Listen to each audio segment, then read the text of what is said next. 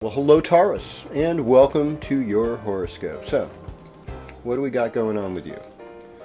Well, Sun's now moving into your 7th house, so Scorpio is your partnership sign. And that's the house of marriage, it's a house of contracts, and contracts can even include employment and getting a job. It's not just 10th house stuff. 1st, 4th, 7th, 10th, all the angular houses relate in a lot of ways to your employment, being able to put yourself out there.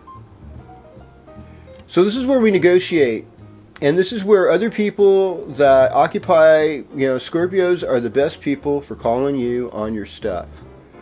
And I think, for Taurus, it's like, well, they seem emotionally unstable, but they are kind of interesting, and they're hella sexy, and I like all the sensual stuff, so I might stick it out. Scorpio and Taurus fall in love. It is deadly because it never breaks up almost.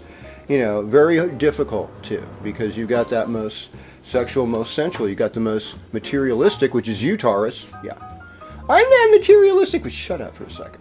Just sit down. Calm down. You can be materialistic in a good way that is somewhat appalled by the trappings of the material world and how much they limit your own personal freedom and your own mobility. You can be a Taurus with that kind of attitude because you're looking at things from a practical perspective of what works. Now, being broke and a person of color and an intolerant, rich white neighborhood, that's probably not going to work out for you really well. I'll just tell you that right now, maybe it will eventually after the struggle of the injustice and all that. Oh my gosh, who wants to really have to always go there?